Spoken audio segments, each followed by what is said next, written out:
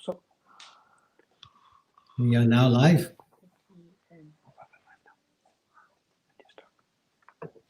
Over to you, Brother Zahid. Yep, I'm just making sure that I'm in the thing. Need to get this little bit thing. That's probably going to be as good as I can get. I could have done. I'll sit a bit closer.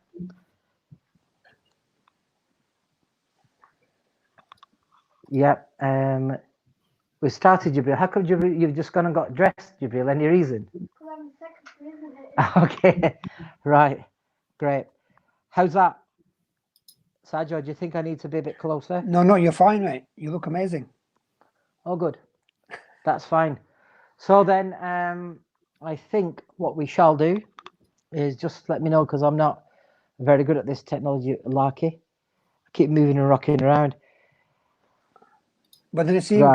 can you see on the Facebook in terms of, is it on the? Keep moving around. It's not coming up. It's live on YouTube and it's live on Facebook as well. It should be.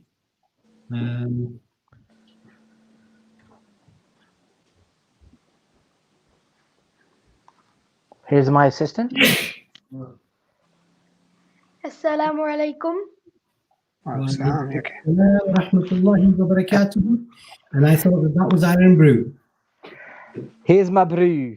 Here's your brew. Here's your brew. Okay. Go for it. Make a start, inshallah. Okay. So we start. A'udhu billahi minash shaitanir rajim. Bismillahir rahmanir rahim.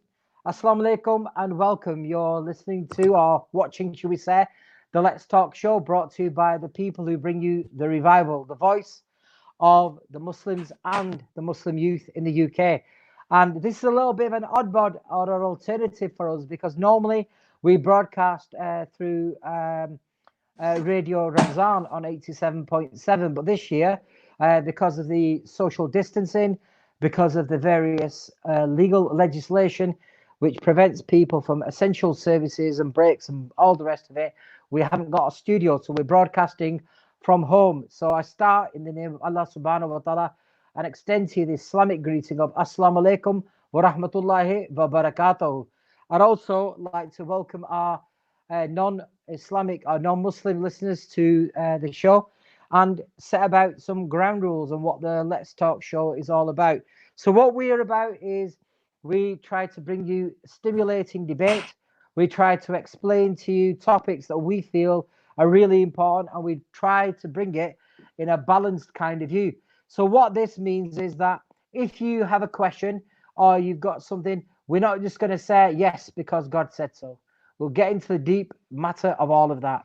And as inshallah, we are, I'd like to introduce to you the other members of the Let's Talk show.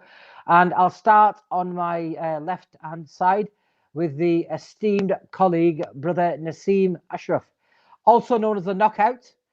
Where there's a punch, there's usually 4. And where there's a quote, there's usually 5 or 6. Known as a Knockout because he'll come in just when you're not expecting him. Brother Naseem, Assalamu alaikum wa rahmatullahi wa barakatuhu. Wa alaikum assalam wa rahmatullahi wa barakatuh, brother. Jazakallah. Yes, very, very good.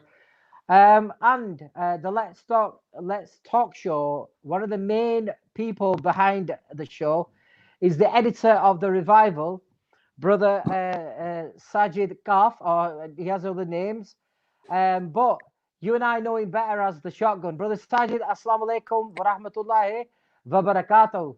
Wa alaikum assalam wa rahmatullahi wa barakatuh. How are you, Brother Sajid? Well, Brother Sajid, you'll be looking forward to this, a day when we could do shows from the comfort of the house, and we could have Tariq 324 as our best friend. And even you're on Facebook now, and even you're on the social media. What's going on? Well, until the police catch me or catch Naseem first, one or the other. So, how's your Ramadan going? Alhamdulillah, it's good. It's different. It's a bit strange, but you know what? There's a lot of positives, which we will go into later on the show. Yeah. You know, Brother Naseem, this year with the COVID-19, what we probably need to do is figure out how it's affected us. Can you bring us a charger? How are things your side, Brother Naseem? Alhamdulillah, all's good. You know, we enjoying Ramadan and enjoying being in lockdown, enjoying being at home. Alhamdulillah. I don't really want to go back to work. Don't really want to change. I put 50 quid fuel in my car 5 weeks ago and it's still there. So quite happy. Yeah, this is it. You know, we've been all environmentally green. Saj put £50 of diesel in his car last year and he still got it. Oh, yeah. Yeah. About that why need to use your diesel when you can use somebody else's, Saj? Oh, yeah. I'm a clever guy, you know what I mean? You've got to get it going on, haven't you? Somebody else's, Saj. I'm a clever. Right.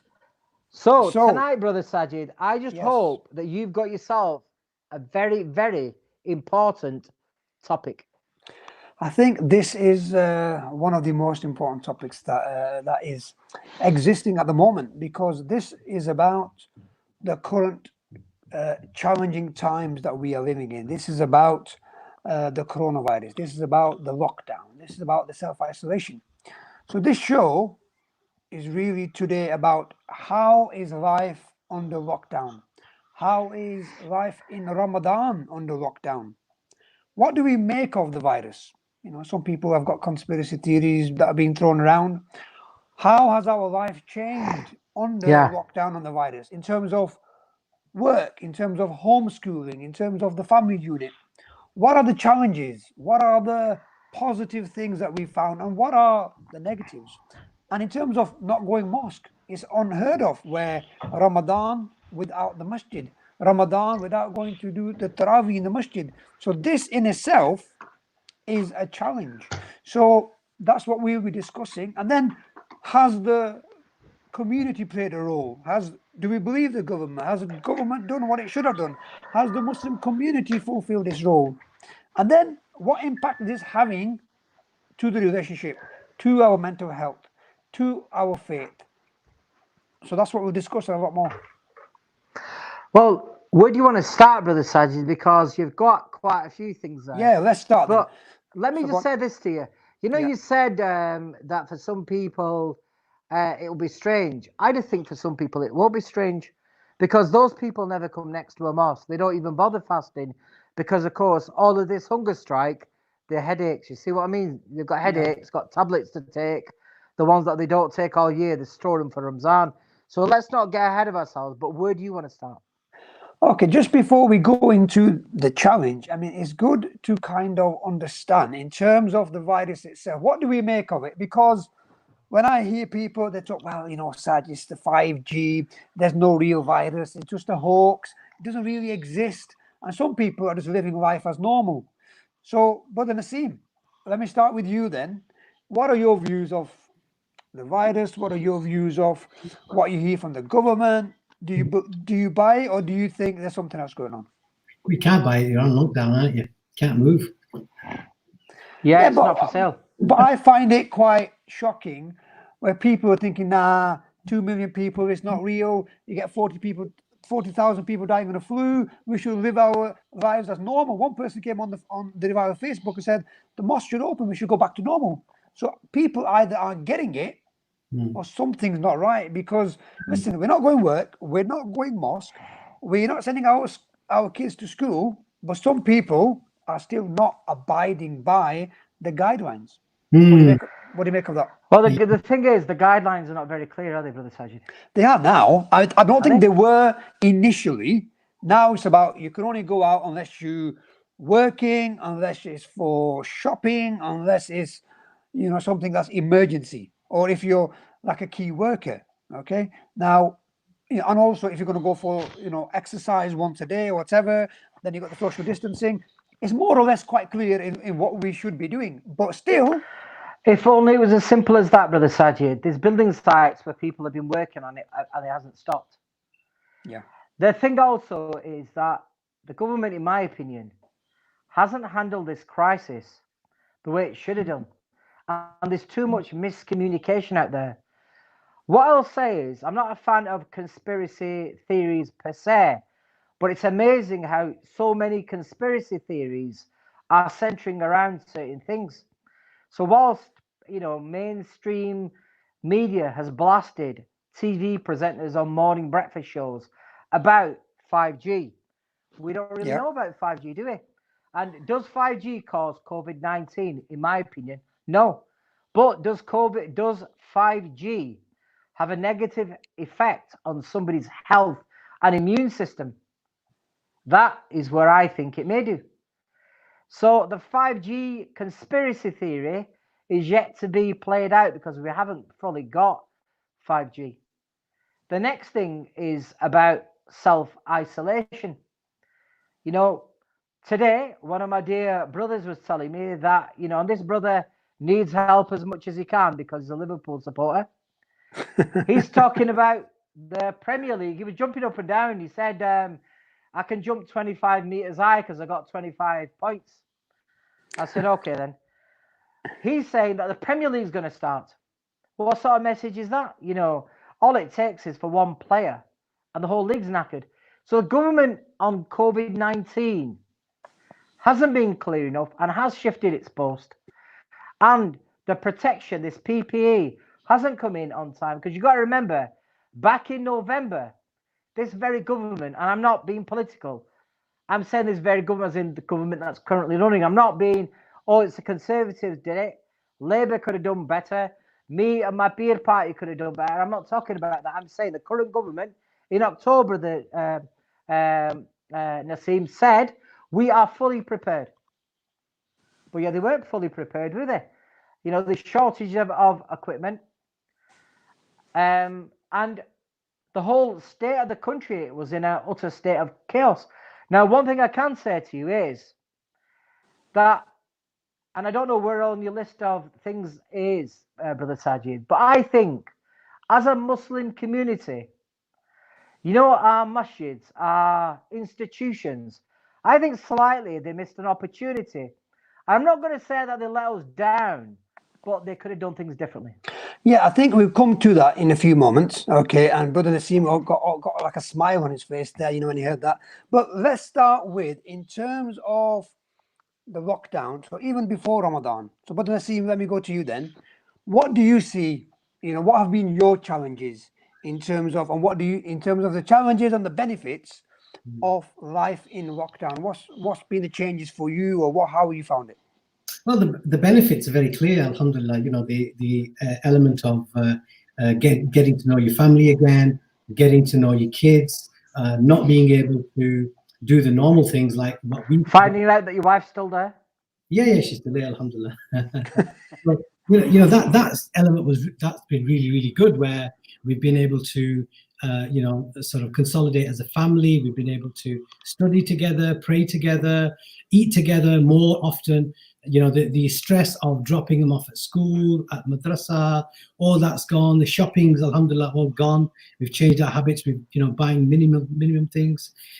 For me, the challenges or the difficult part has been the social aspect of it, because we are very social animals and we like to socialize. And although we are key workers, then alhamdulillah, we can go out quite often, but we still try and restrict that as yeah. But, so if those are the benefits, Brother Naseem, what would you say are, what have been the difficulties? Anything that's been negative, anything that you found challenging? For us, we've really enjoyed it, alhamdulillah. We've really, both myself and my wife were only saying yesterday that we're thoroughly enjoying it. We don't really want to go back to the old way of doing things, which we surely thought was normal. We don't feel that at all. But the fact here now is that some of the difficulties that I've been hearing from people have been like not being able to, they're worried about the education element, where the children, they feel are going to be falling behind with madrasas. They're having to learn new technology. For me, as an IT consultant, alhamdulillah, I walked that park or across that bridge a long time ago. But you know, they don't have that system set up where they can easily get the kids taught. So those are the kind of challenges I've been hearing about. Okay. Other difficulties like seeing my mum and dad more often, you know, that's been a little bit challenging. But Yeah, I yeah, found that challenge as well because I live in the same street as my mum and yeah, dad. I've not yeah. seen them for 6 weeks. Just when I walk past the house, just wave at them. Which sounds a bit bizarre, doesn't it? Yeah. Why don't you But see them, brother Sajid? well, because You don't owe your puppy a couple of quid, do you? And using this as an excuse not to pay it back. well, I'm trying to follow by the guidelines. I'm trying to make sure that I don't put them at risk. Okay, because they're over 70s, and that's what some people Vulnerable. don't get. You know what? I met That's someone. a big point, that, isn't it? Yeah, because I met someone the other day, a few weeks ago. He goes, my auntie died somewhere. He goes, went there. He goes, I met about 500 people there. This was supposed to be in lockdown, in Really? isolation, going to a marathon.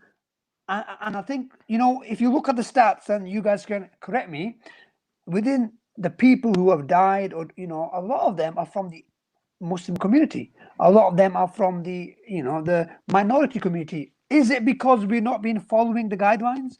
Is it because we're not being taking it seriously? Yeah. There's some Well, no, they said that there was something that I read today about the social status. And remember that 60% of the people who have sadly passed away are from ethnic minorities.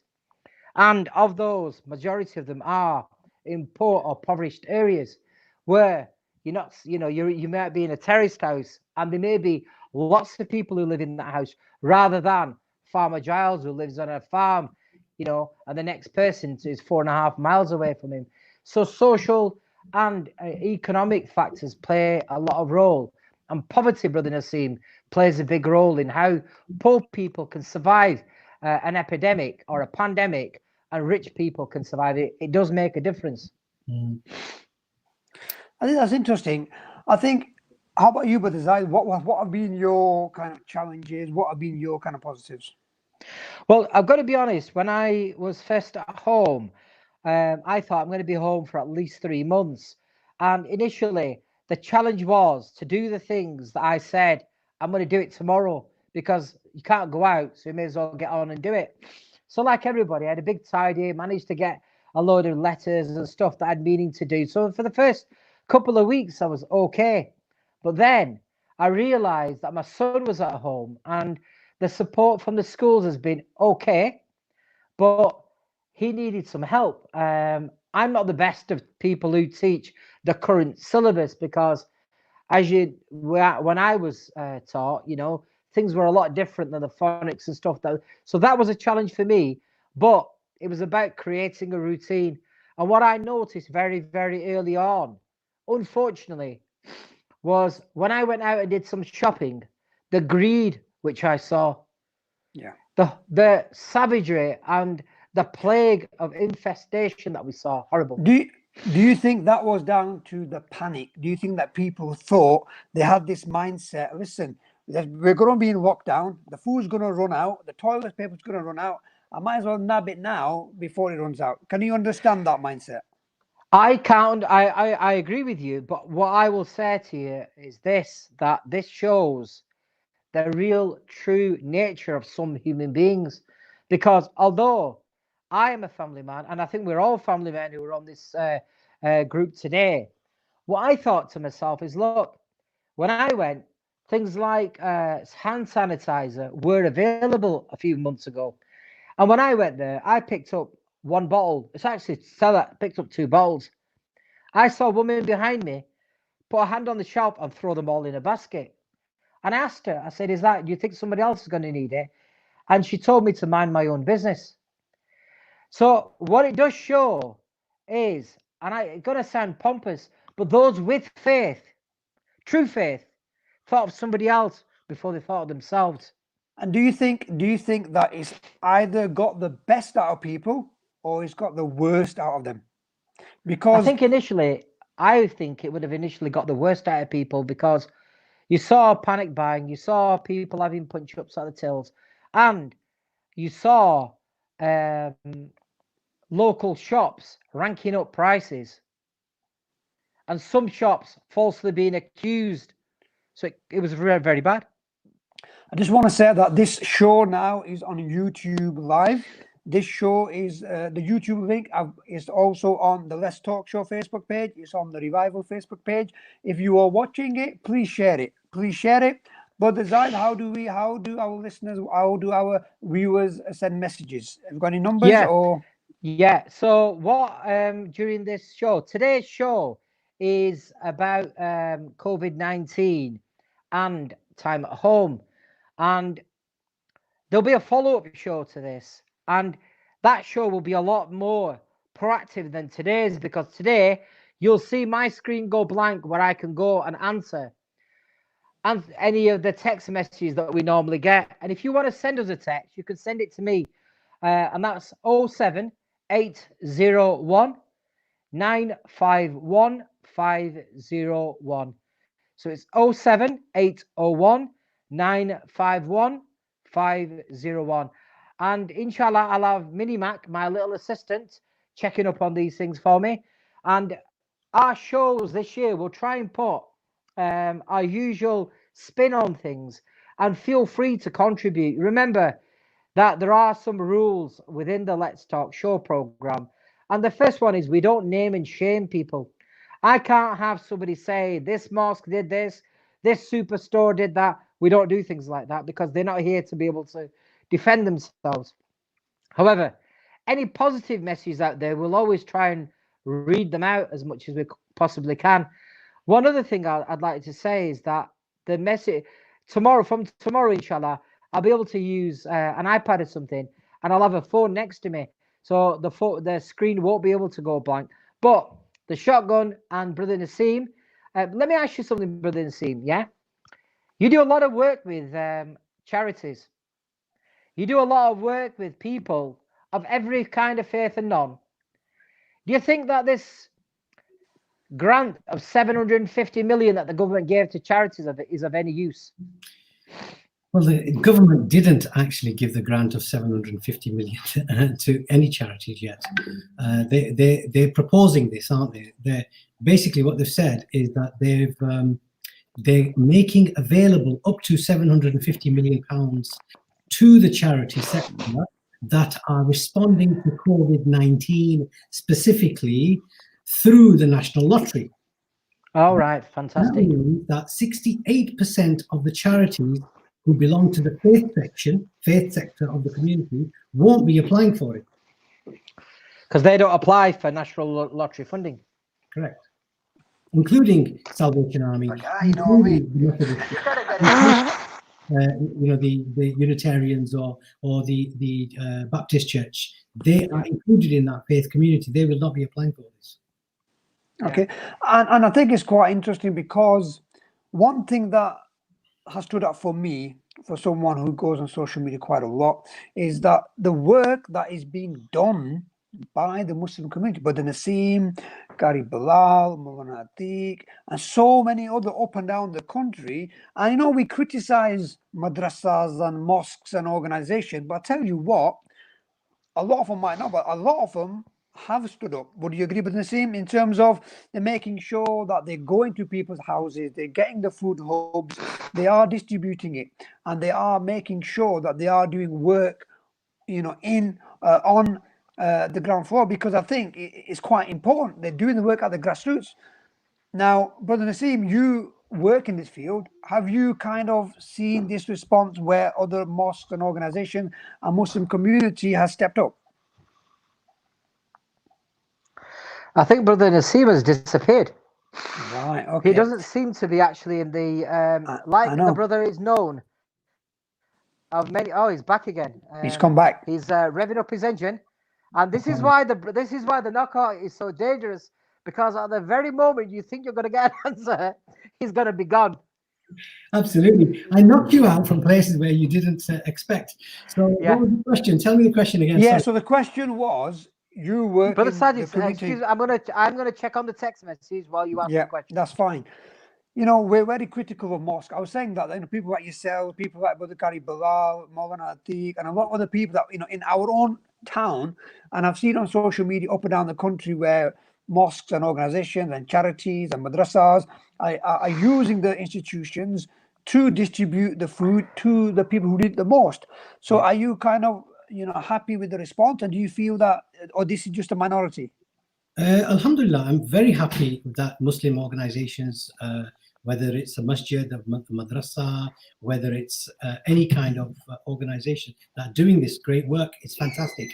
One thing I am very disappointed about is that there is no collaboration, there is no communication between each other. The left arm doesn't know what the right arm is doing. If we're Muslims and we're one ummah, the ummah of Nabi sallallahu ta'ala alayhi wasallam, then we should be more collaborative. We should be more organized, and we should be working more closely together.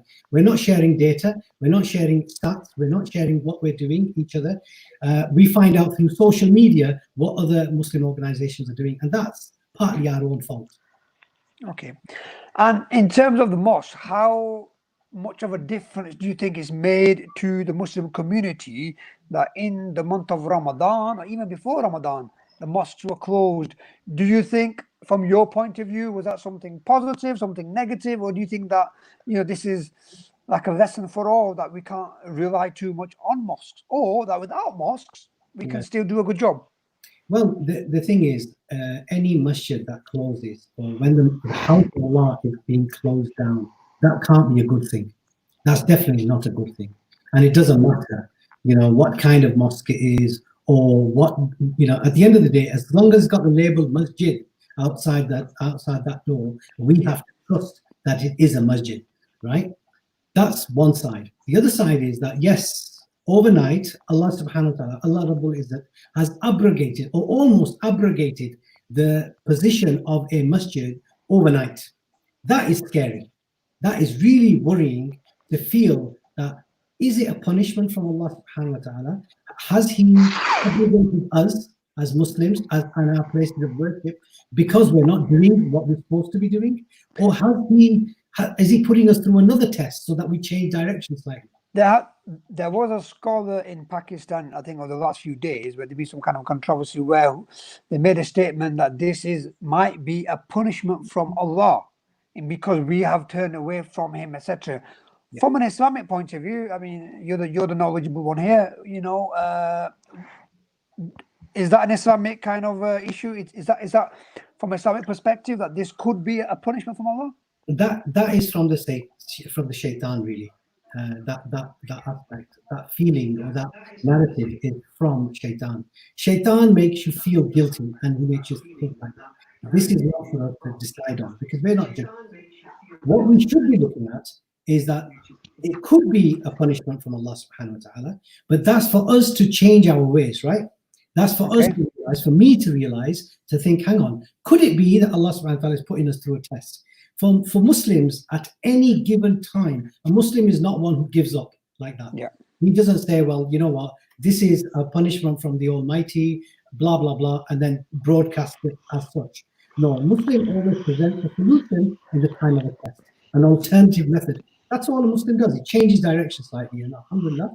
And you know what, Brother Naseem, I think that is kind of, you know, some people might see it as a punishment. The way I would see it, Allah subhanahu wa ta'ala has given us an opportunity to say, you know what, even if the masjid is not there, I think in my house, I'll give you an example. 5 times we do Jamaat, me, my 2 sons, wife, yeah, we do it together. Before it was every now and then, now it's every single day. Exactly. Now people are talking to each other. People are like, before the Iftari, we've got the book, The Life of the Prophet for young kids. We'll go through it. Okay. Yep. Homeschooling. I thought, oh my God, my maths is no good. I'm not that good at. So you want your maths? Yeah, my maths. You know my maths. Yeah. What sort of maths are those? Shower maths. It's maths, Saj. I'm not having you trying to uneducate people yet again. Maths. Okay. You know my maths. Yeah. Maths. Yeah. M-A-T-H maths, not M-A-T-T or triple T maths. Me maths are not good, sir. Can I get myself a job? Yeah, you know me maths. And there you go, Brother Naseem has celebrated the show with the first cup of tea. Where's mine, man? Right, so... Can I just say, before you go anywhere, what's that cup say on it, Brother Naseem? It says mini eggs. Oh, fantastic. Mini eggs, right. Shorty handy. Okay, then. I've got a little drink as well I'd like to mention. Iron brew. Right. It's not iron brew. If anyone can guess this drink. It looks like Ruh Hafsa. Correct. That is one of the ingredients. Yeah, it's Faluda. With Tukmalanga. MashaAllah. Ruh Hafsa, Tukmalanga and lemonade. A very fine beverage. I thought it was whiskey then for a moment, yeah. Sad, you know what? This social isolation has really got to you today, hasn't it? First you talk about maths, now you're talking about a wee lamb. Will it ever end, Sajid? Well, this is one of the effects of self-isolation. The point I'm making is that, you know what, there have been challenges, but then it's about the mindset, okay? Because we can mourn of homeschooling. Listen, I think homeschooling, the school that my son goes to, 7 months season, I think they've been really good. They've been up to date every day. They send him homework. They've been in touch. They've got something on the system. And I think as parents, because if you don't like responsibility, you're not going to like it. If you don't like spending 2-3 hours with your children, you're not going to like it. But if you want to get the best out of your children, you will love this, because I spend about 2-3 hours, make sure I sit with them, make sure I go through with them, make sure, we have a discussion about it. And I think homeschooling, and especially me now working from home, which I'm sure we all are, doing your homeschooling, doing your work from home, yes, it's a challenge, but you got to accept those challenge, and then you got to say, bring it on, and then you adjust, you be resilient, and you do your best. Yeah, we've had a few text messages, brothers, if I can read them out. The first one we've had is anonymous, and it said, Assalamu alaikum to everybody, and Ramzan Mubarak. So whoever that person is, Ramzan Mubarak to yourself. Another one said, great to hear you guys back, really looking forward to it. Another message said, will it be the same topic every day? It's never the same topic every day. That'll get boring. If it's the same topic every day, you might fall asleep. Yeah, I think we'd all be in the mat then, wouldn't we? If we had the same topic every day. Another text message says, are women allowed to listen into our show? No. Sorry? Yeah. Are women allowed to listen into our show? Of course they are. Of course they are. Mashallah, of course they are. Is that a serious question? I mean, why would... Well, I couldn't believe someone was asking that. I mean, how dare they ask that question? Surely they said it to make, isn't they? My wife is listening, brother. What's going on? Yeah, but I'm under disguise. Somebody said take the face mask off. There is a brother who does this all the time. I'm going to start doing that. Going back to something, brother Saji, when you asked me earlier on about how my Ramzan was, one thing I didn't tell you is I was actually feeling a little bit sorry for myself. And I said to a brother, my Ramzan's a little bit sad. And he said, what? He said, it is. Look, normally I'm at work and then I get a long holiday. And during that time, I can help out the mosque. I can help go for the seri there. I can help put the food out. We do the radio station. We can do quite a lot. And he said, but look what you're doing at home. You're reading with Jamaat. Me, my son, my wife, we read with Jamaat. And there's just not a single excuse we have of not being able to perform our salah. And I thought, you know what? This guy's right.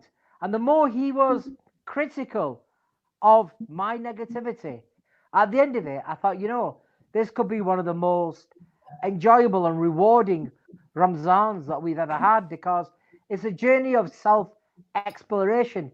You can find out what you're all like. My elder brother, Shaib, he was very, very bad. He was in hospital with this COVID-19. But at no point did I ever fear, because my brother's a tough cookie. And if there's one thing I know is every one of our family members, we didn't, woe is me, we turned to Allah subhanahu wa ta'ala, and we are very grateful that he's at home. But during that time, imagine if this was normal times, you might pop around and see somebody in a hospital or bring some grapes and eat them halfway yourself. But this time, we were able to sit at home and do some real ibadat for him. And I think that's really important. This, people talk, don't they, Taj? Quality time with your children, but they don't actually know what it means.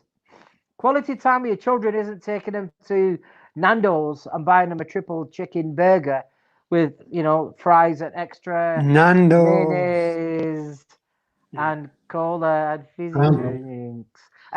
No, it's not that. It's about those brothers actually sitting down with her sisters. And there's one thing, brother, I don't know whether it's going to be on your list, that I wanted to pick up on. You know, this isolation, brother Nassim.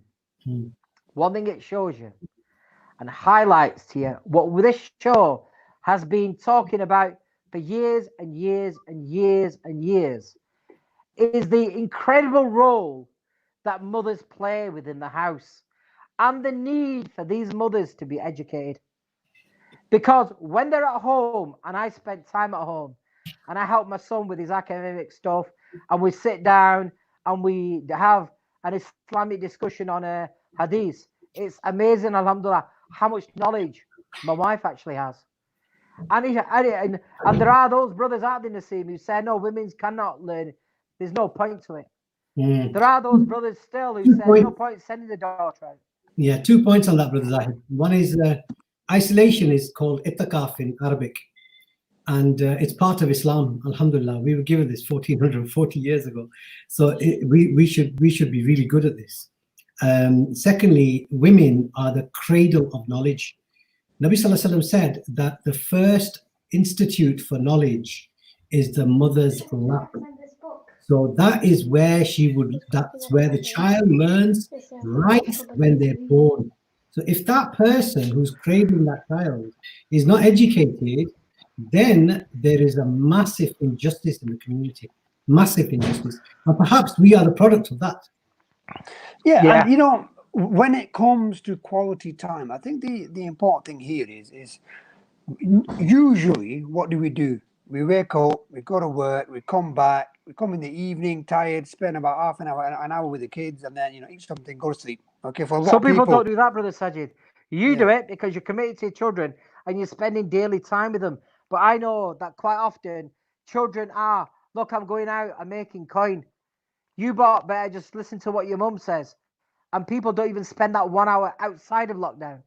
Yeah. So let's get it right. Yeah. So I think now, when it comes to the isolation, when it comes to the lockdown, these are some of the positives where you can spend quality time with. First of all, I mean, if you look at the routine that I have with my kids, is they wake up, watch a bit of telly, do whatever they do, 2-3 hours or 2-3 hours solid in terms of the studies, and help them with that. Okay.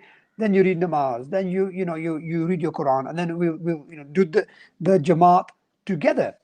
And then we'll do it again later on for Asr and especially for Maghrib. But in between, you got your PS4 and everything, that's fine. But then it's about, having discussion. It's about, we play so many games at home that I've never heard that they existed. Okay. And I think this is, for example, from, treasure hunt to, we've got this little basketball, to every board game that you can think of. Okay. And yeah, that's a really good book there with the Jibril. Okay. He wanted to get it in because he came specially for it. This is Jibril. What do you think of this book? Well, this book is quite good. It also tells you quite a few hadith, and as well as that, I'd say it's a good book that you can take with you to school. Because when you read it, say if there's, because what I do know is that at schools, loads of different little budget.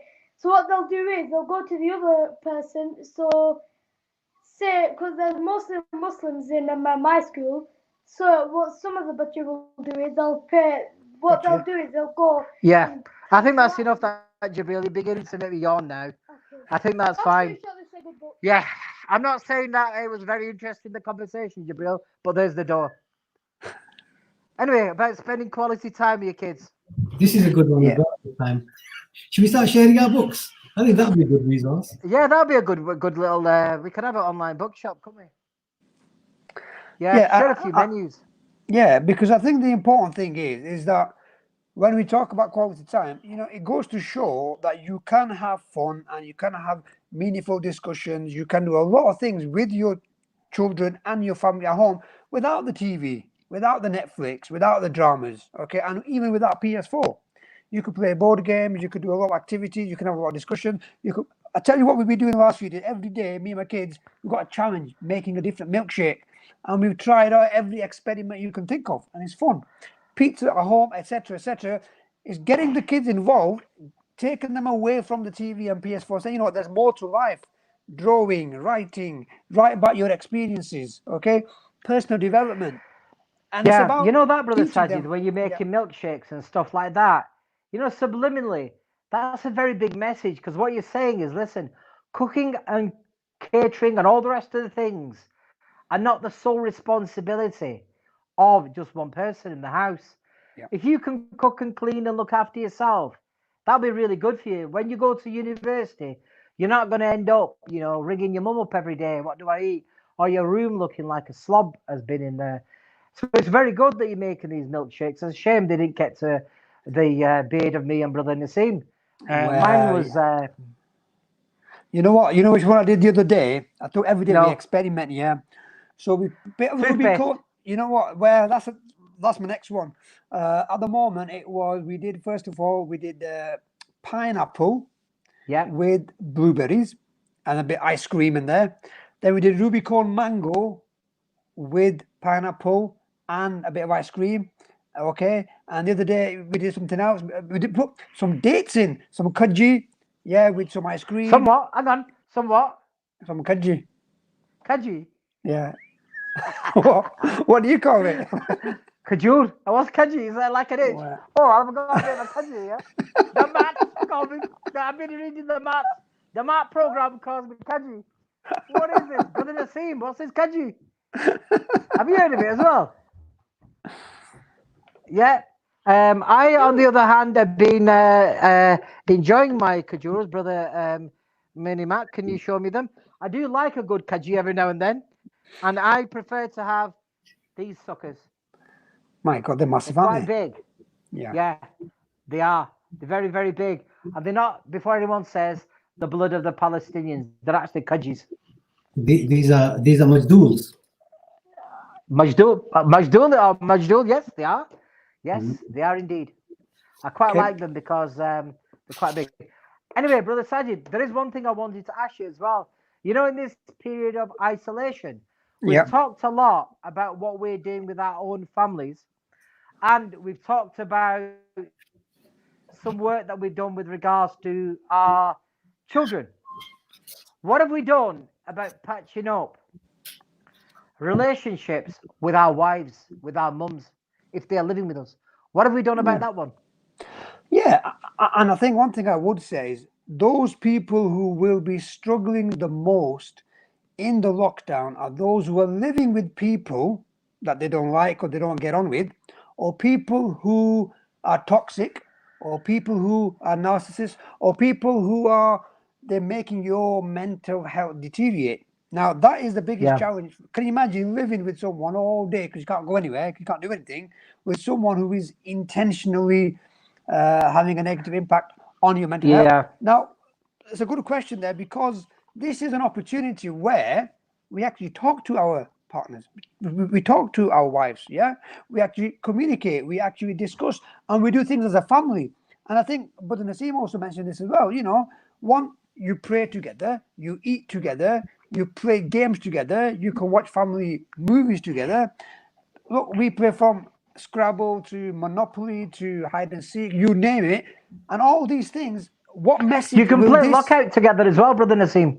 Well, we tried that because Lockout is a very good game where you can play with your wives.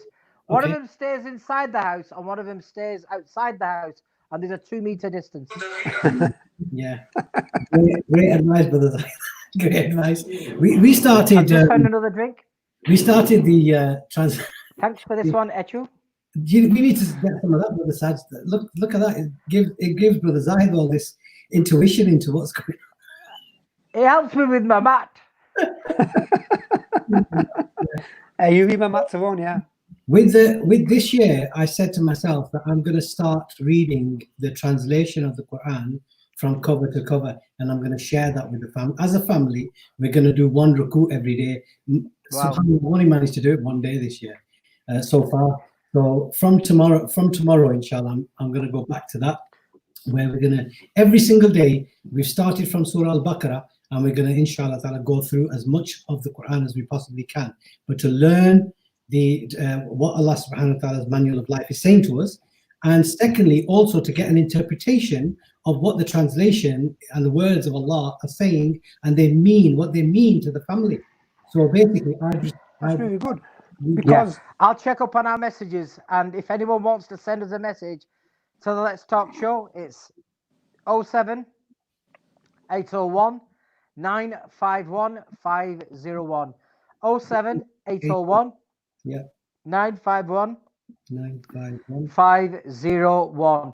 And whilst I'm on, brother, whilst I just go and check on these, brother, Saj, if you can kindly let the viewers know how they can tune into these shows and when they will be on, please.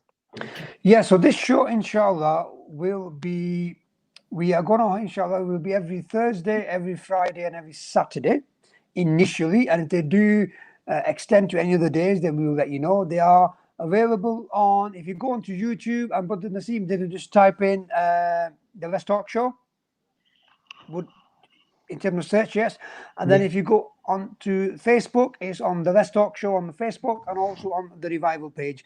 And what you'll see on there is actually the YouTube page. So the link on the YouTube page is also on Facebook as well. So hopefully everyone will be watching YouTube now. And tomorrow's show, we will inshallah have Sheikh Salim Giza will be in online inshallah. And tomorrow's show, we will be talking about inshallah the Prophet ﷺ and the challenges of today. So whatever challenge we are facing today, what has been the guidance from the Prophet ﷺ? What would the Prophet ﷺ have done? So from the lockdown to discrimination, to Islamophobia, to racism, to sectarianism, etc., what was the guidance of the Prophet ﷺ? Sheikh Salim Giza, inshallah, will be there. Abud Naseem and Abud Zaid will also as well. Now, since we're talking about books, this book here, I don't know if you can see it, okay, is Good Night Stories of the Prophet Muhammad. This is what we go through just before Iftari. That's an excellent book, that, brother Sajid. Just before Iftari, what I do with my two boys is we go through a few pages, and then what I try to do is link it to today. So we were reading about the Treaty of Hudaybiyah. We were talking about the Constitution of Medina and how the Prophet ﷺ made the treaties with the Jews. Where the Prophet, and that's what we read yesterday, where the Prophet ﷺ said is that we as Muslims have to protect the Jews when they are attacked. We have to fight side by side for them and with them. And when the Muslims are attacked, they will protect us. Okay, we are one community. Now, where unfortunately today, the way Muslims look at Jews, and certain Muslims, they talk down against Jews, and it's not the message of the Prophet ﷺ. And we'll discuss this more in the show tomorrow. Okay, and I think really, what was that? They're our cousins, and we can't forget that.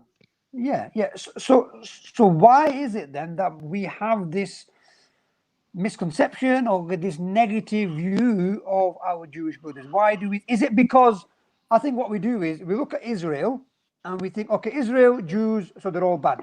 When we don't realize that Zionism is one thing and Judaism is something else, and the Jewish people don't necessarily support Zionism or don't necessarily support Israel, and that we can like and support, and work with Jews. It doesn't mean that's anti-Islamic or anti-Muslim. But Naseem, would you agree? Totally, it's not about what I would say, it's what the Quran is saying. There is a verse in Allah subhanahu wa ta'ala's manual of life which tells us that, and as for those people, Ya ayyuhalladhina amanu, those people who claim they believe, and the Yahud, Allah subhanahu wa ta'ala calls them, I can't remember what he calls them, because he came, Aman, Allah subhanahu wa ta'ala, what is it? Ya ayyuhalladhina amanu, and Surah Tahrim. No, the Yahud, what does Allah call them? There's a specific name, and then Adu, yes. Ya ayyuhalladhina amanu, and then the Hadu, which is the Jewish people or the tribe of Yahud. Yeah, and then he talks about the Nasara, that's the people of Nazareth, right? So basically, who call themselves Christians today or at that time. And then Allah says the Sabi'un, that's the Sabians from Syria at that time. So these people, Allah categorically states that if they believe in Allah, they believe in the last day, no harm shall come to them whatsoever. No harm shall come to them whatsoever. So this hatred is not from the Quran, it's not from the Sunnah. This hatred is immorality within ourselves, that we believe that we're more pious than anybody else, That is the same disease as some of the children of Israel had. And we are displaying that characteristics today, unfortunately, because of ignorance. Okay. And I think, a lot of people will be thinking that, in the lockdown, what are we going to do about education? Where are we going to get this Islamic education from? So what would you say to that in terms of, because one thing I've seen is that mosques, and I'm quite surprised as well, is that how clued up a lot of them are in terms of making sure that all the lessons are on Zoom, making sure that, all the class, where the teacher, where I send my kids, they do that every day. And even the schools are, kind of clued up. I'm quite surprised not surprised, because usually we in my day, we used to, them having a stick and beat me up. But I suppose now, people have clued on. And how about your Muslim brother? They're not surprised they're going to beat you up, Saj, if they're because you've been thinking about whiskey for all these years. That's why they were trying to knock it out of you. But I think in terms of education, do you think in the lockdown that Muslims have lost out, or do you think there have been plenty of opportunities for us to increase that knowledge and education for ourselves and our children? Okay, what it may do? This is a very good question. Sorry, Brother Naseem. What Allah subhanahu wa ta'ala has pushed us towards now is to go back to the original ways. See, in the time of Rasulullah and even 800 years after Nabi Sallallahu Alaihi Wasallam, the way that people will teach their children is through the adults. The adults will go and attain the knowledge from the sheikhs and the ulama and the leaders of the Sahaba, the Tabi'een, the Taba Tabi'een, etc., and the great scholars and the teachers. And then they will teach their children. This is the way that education and knowledge spread. Today, unfortunately, what's happened is including myself first, we've allotted that responsibility almost to the teachers, the ustads, the teachers at the school, and we've abolished ourselves and diminished that responsibility from ourselves. Now, this has actually brought it all back. Now, if we are going to be learning, then we can teach our children. As the original hadith that I quoted at the beginning, where Nabi Sallallahu Alaihi Wasallam said that the cradle of knowledge begins with the mother's lap. So this is the original way of doing things, and we should be going back. And maybe Allah subhanahu wa ta'ala is trying to force us to go back to the original manner. And that's the only way that we can fix the society at large. All right. But Zaid? No, what I was going to say is that it has also shown, not in the majority, but in the minority of so-called alims, how much knowledge they really had. Because when you approach them in lockdown and say, look, I've got this question, they say, we can't really help too much because the mosque is closed. You're asking them a direct question, and they refer to the mosque being closed. This education was always incumbent on every single Muslim themselves. They were duty bound to find information, to find out about the deen, and to have the basics. That's our own duty. The alims do a brilliant job, and the modern alims that we've had on the radio station, and I see around here, who are using technology as a way, because with technology, if we don't use it correctly and we put our heads in the snow for certain parts of it, then we're very foolish. I'm not a fan of Facebook, and I'm only on it for the shows that we do. I don't actually use it, but I can see the need to use it in these instances. So I wouldn't turn around and say, I'm not going to use it. But my life isn't governed around social media. I know that my nieces, Mariam, and my nephew, Eamon, they can't survive without the internet, even though...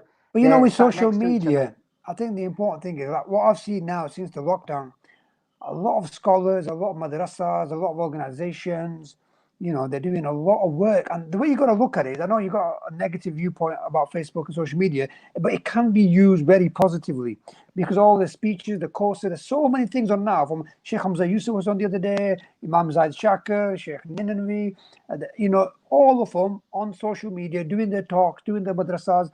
And I think it's quite important. This is an opportunity now for all of us to use it in a positive way. And I think it's not negative. I know you got a lot of friends, but having some Facebook friends is just as good as that. Rubbish, Saj. I've told you about this before. Get out and smell the coffee. What did you call them?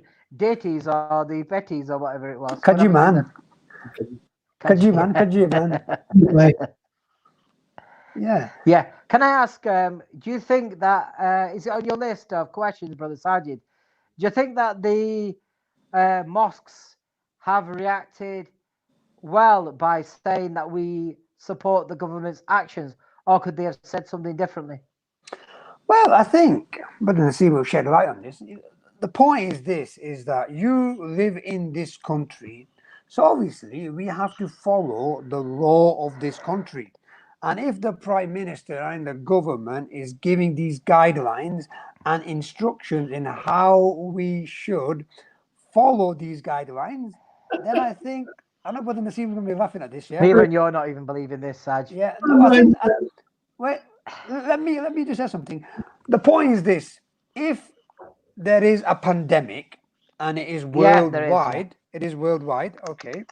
The reality is this: what do? You can ignore it and you can live life as normal. The reality is this: that the government is saying that the schools are closing. The Brother reality Sajid, is the saying, question we ask you very simply is: do you support? You've got on the tangent. I asked you to Let go to me- Manchester.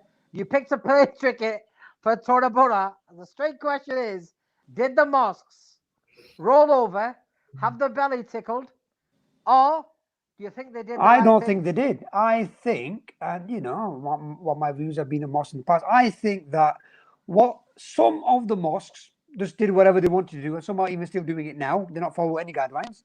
But majority of them, the organizations who communicate with each other, said, you know what, we live in this country, we have to follow the guidelines. Oh, right. Brother Nassim's got some Dettol there. Secure for COVID-19. When the government or the leader of the free world is telling you, maybe we can inject some of this inside you to prevent. Come on, you got to have a joke. But that's Donald Trump, isn't it? He's different, right? The point is this. Okay, let me put this to you. Yeah, Brother Sajid, before you put it to anybody, let me put this to you. Imagine this, yeah? Firstly, the government's position on closing the masjids down. That's what they had to do for every organization where there was a public gathering. Yeah. What the mosques, in my opinion, should have done is they should have said that the prophetic ways which we know about from 1400 years ago give us a great insight which we would like to share. So we know and we've been told that at the time of pandemics, plagues, what to do. Number one, social distancing. We know all about that. So what the mosque could have said is that, look, and they could have used strap lines, you know, and my knowledge isn't as brilliant, but, you know, social distancing, the distance of a spear, or is it a spear and a half? That I've read somewhere. What they didn't need to do is give hadith, but what they could have said is, in line with Islamic knowledge on quarantine, plague, we accept the government's view, and that's. But what they could have done is brought the Islamic view out. It would have got people to think, hang on a minute, these Muslims know all about it. Some people would have blamed us for COVID-19. Others might well have opened up the manual of life, Brother Nassim, and thought, let's just find out what else these Muslims know. But the mosques up and down the country lost the opportunity to take the higher ground by saying, we know what happens in pandemics. I think we know about social distancing. But rather than going down that line, what a lot of them did what was. do you say, Brother Nassim?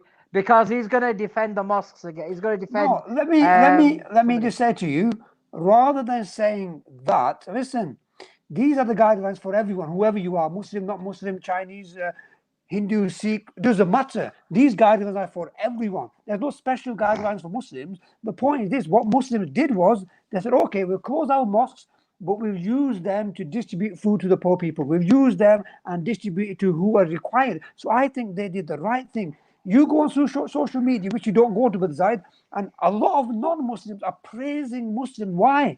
Because they close the mosque and they use the mosque to feed. You're missing my point. You're doing the classic. I'm not missing the point. Classic, the point is missing the point. No, what I'm saying, Brother Nassim, Brother Sajid, is that the Muslims could have turned around. No, they couldn't. I agree.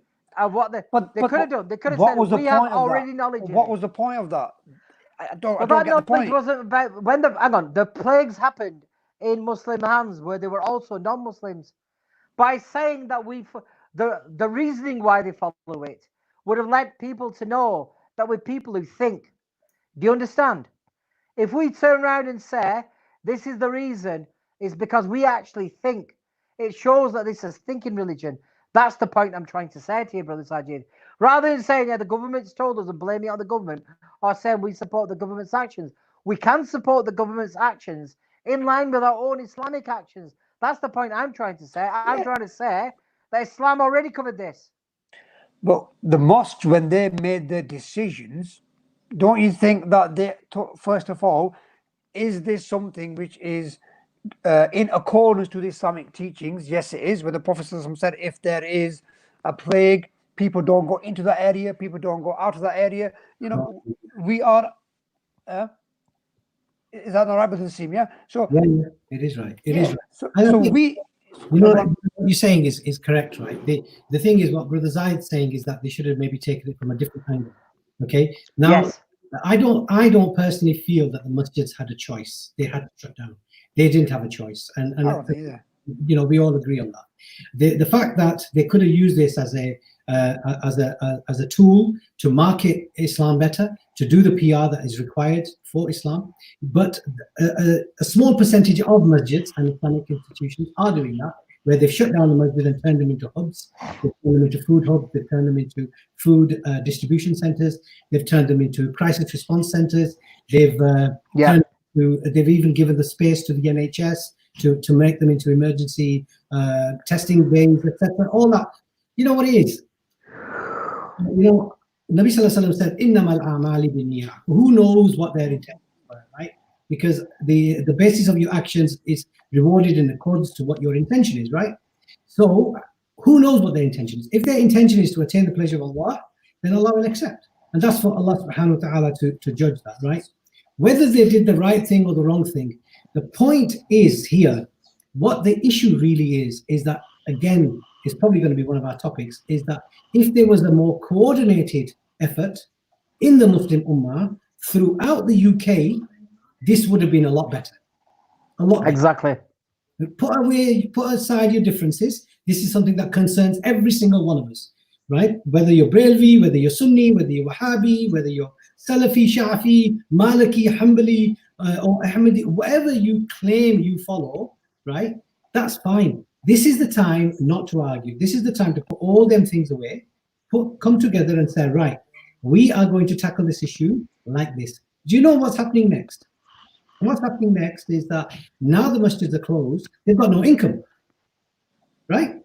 So we're getting text messages, bombarded with text messages, absolutely every single day, you know, that donate to your masjid, donate to your masjid, donate to your masjid. SubhanAllah, because they've lost that massive income. But isn't that, I mean, yes, but you can't blame them because you've got institutions who still got a lot of bills and whatever to be paid. My point is, brother, that as a person who works, who's now probably, you know, if I was working for someone, I've been furloughed, right? I've got no income, or I'm on 80% of what I was before. I've got no income. You know, all right, okay, it's the month of Ramadan, where I would give, say, £500 in the month of Ramadan as sadaqah to the masjid, or £1,000. I have to now reconsider my options and think, well, no, I'm going to pay less, right?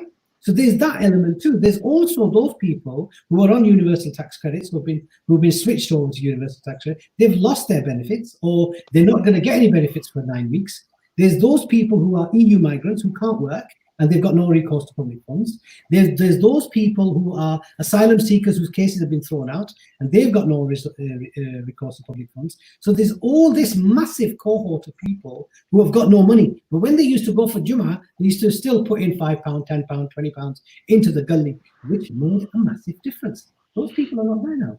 Yeah, absolutely. The masjids should have coordinated this better. They should have all got together, all throughout the UK. But isn't that because, as we've discussed before, there is a lack of unity? Yes. But do you think? Brother Sajid. But do you We've think got Ramadan starting in 2 different days? Yeah. But that's a different issue. That's been going on for 30 years. I don't think that's ever going to change. And I think they've all got the reasons, and 12 degrees, 14 degrees, 16 degrees. That's not going to change. The point is this: do you think there was sectarianism in this? Do you think that people didn't work with each other because they were Sunni Shia, because they were Deobandi, Brahmi, Wahhabi?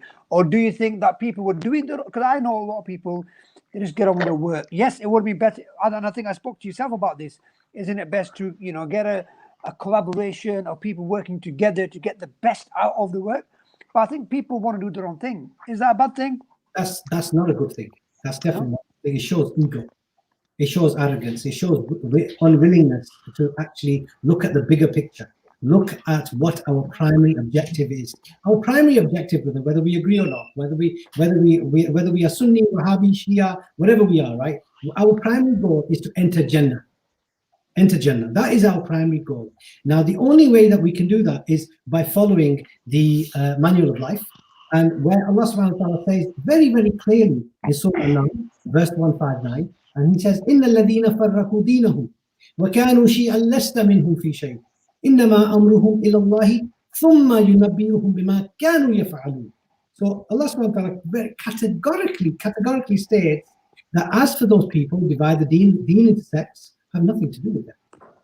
Have nothing to do with them. He's talking to Rahmatul lil Alameen. He's talking to Nabi Sallallahu Alaihi Wasallam, where every single verse in this glorious book, the instruction to us, the instruction to Nabi Sallallahu Alaihi Wasallam is go and give them the message and then leave them to me. Hidayah is with me, right? That's every single verse, apart from this one. This verse, Allah says, if they divide the deen into sects, have nothing to do with it. Khalas. That's it, your job is done. You have nothing to do with that. Their affairs with me alone, and I shall tell them what they need to do. So what would you say then? Sorry to cut you off there. What would you say then is the main responsibility of the Muslim community in this current challenging times? The main responsibility is to come together, group, coordinate a response, create that unity factor, put away your sectarian differences to one side. And really, it's not an issue of sectarianism, because it's not. We have to look at the root cause of what's causing sectarianism. That's why Allah subhanahu wa ta'ala's instruction is so blunt and so heavy, that the root cause is وَأَمَّا مَنْ خَافَ مَقَامَ رَبِّهِ وَنَهَى النَّفْسَ عَنِ الْهَوَىٰ. The root cause is not sectarianism. That is the end result. The root cause is nafs. Those people who do not control their nafs, in order to attain the pleasure of Allah, Allah subhanahu wa ta'ala says, and as for those people who control their nafs, in order to attain my pleasure alone, Jannah has been prepared for them. And this is the verse that they stick to and say, look. Sorry, Brother Naseem, is your phone crackling? No. No, I can hear him. Is yours, Brother Saj? No. Might be yours then. It might be. Yeah, it might be mine. I'll just. I think you might have spilled some iron brew on it, mate. Yeah. Is that jalebi he's having? Yeah. Yeah, it could be. I'll just change headphones and try it again. No, that's fine. Okay. Yeah. Sorry, Brother Naseem, you were saying. So I was saying that the main cause is the nafs. They've got to put the nafs aside. They've got to look at all these things and say, right, okay, we've had enough of this division. We've had enough. We've got to coordinate a response. We've got to unite. We've got to come together. And then basically they've got to represent the Islamic organizations. They've got to represent the Muslim Ummah in a uniformed, united factor, in a collaborative, a very organized, very articulate, very sensible manner. Do we have the current cohort to do that? That's the question we've got to ask ourselves. Because who's going to lead us out of this deprivation? So would you say then there's a lack of leadership in terms of not just this current climate, but the majority of the challenges that we're facing? Would you say that there is a lack of leadership from our imams, scholars, counselors, etc.? When you say lack of leadership, it depends on what you mean. Are you meaning lack of leadership as in to guide the community? Because every third person is a leader. Yeah, true. Yeah. I'll just check on I'm going to check quickly on our text messages. Yeah, please. If you want to send us a text, 07801 951 501, 07801 951 501. MashaAllah. Yes, it's not a lack of leadership in per se, because we've got plenty of people who are leaders. I think what it is we've got a lot of ego, we've got a lot of stubbornness, We've got a lot of resilience because we're steadfast and grounded in our knowledge. We don't really want to open up the can of worms and learn anything new. We think we know enough. There's that issue. Now, what you've got to look at is that the real leaders, Brother Saj, Brother Zahid, and the people who are listening, are the ones who don't actually want leadership. They don't want the responsibility. This is what the hadith of about Dajjal is, that the Masih, Imam Mahdi, is the fact that he doesn't know actually himself that he is going to be Imam Mahdi. He doesn't know himself, right? Because it's not something that a true Muslim does not desire leadership. He does not desire that responsibility. However, a true Muslim is a true leader is one who shows Islam, presents Islam as a solution to humankind's problems. That is a true leader.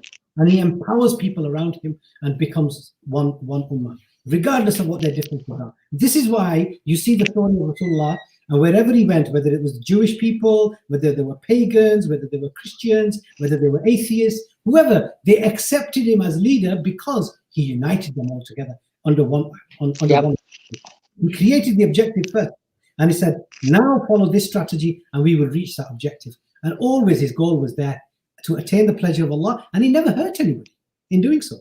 Right? We've had quite a few text messages that have come through, so I'll try and read the ones that I can remember. One of them said, great to have the Let's Talk team back again, and there's a little bit of crackling that they can hear.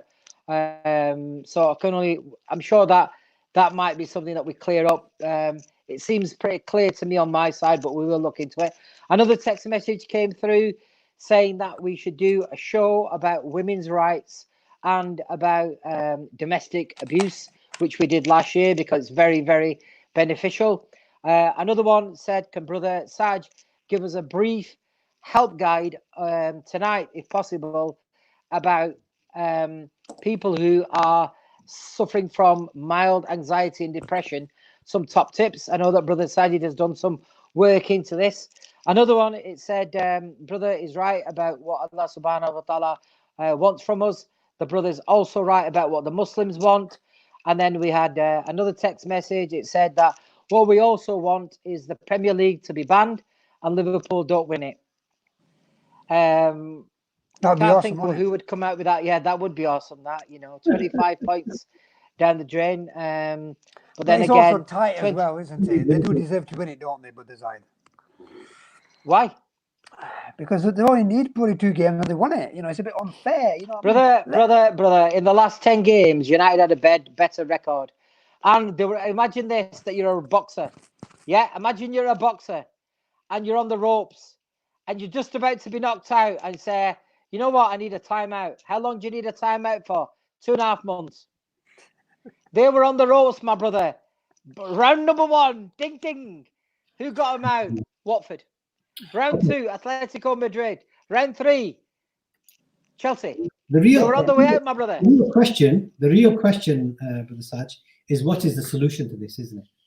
Ban the league, get rid of Liverpool. Apart from getting together, the collaboration, etc., all that is the real solution to this. Because once we've got the think tanks, and once we've got the right people in the right places, i.e. they come together for the sake of Allah, and then they develop the strategy, and they mindful right here, because we're not looking for people with massive long beards here, right? Wearing jubbahs and thobes and etc. No. This is not the Sunnah of Rasulullah. The Sunnah of Rasulullah, the people that will lead you are going to be equipped with the knowledge of the environment and the circumstances in that area, in that era. So those are the people that we're looking for. We're not looking for people with massive long beards, long jubbahs, and they're coming out with akhi, yani, this is not, subhanAllah, I'm not mocking anybody, alhamdulillah. They have a lot of knowledge, these brothers, that's fine. But they are not equipped with the knowledge of the era, of the society, of the community, and they do not know how to address it here because they are not culturally sensitive in the know with what's going on the ground here. Cool. Well, I just want to touch on one of the points that Brother Zaid mentioned in terms of, and I've asked this question to you guys as well, in terms of with what's going on, this is having a massive impact on people's mental health. in terms of stress, uncertainty, in terms of worry, low mood, depression, anxiety, lack of confidence, suicidal thoughts. And I've been, with my work, this is what I do every day. And, but I'll check the messages again while you're explaining, Brother Sajid. yeah, please. that's fine.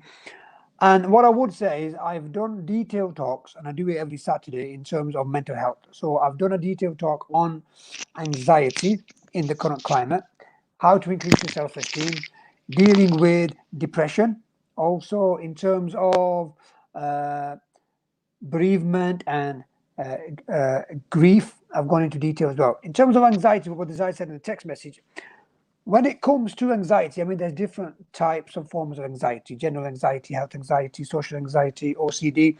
But the main thing is where in this current climate, we might start to worry. That worry can grow into an anxious thought. That anxious thought can grow into a negative thought. Once that negative thought kicks in, what do? This is what we call negative automatic thoughts or negative distortions. You can start mind reading what people are thinking. You can start catastrophizing things. You can start attaching negative labels to yourself. You can start predicting the future negatively. And then you can start also become paranoid. And then what happens is that turns into a mindset. That mindset slowly takes over your confidence, your mood, your personality, your self-esteem. So what is the way to deal with anxiety? I mean, there's a counseling model called CBT, which is cognitive behavior therapy. And that kind of teaches you that the way you think affects the way you feel. Those feelings turn into physical symptoms. That turns into your behavior. If you want to change the way you feel and behave, you have to change the way you think.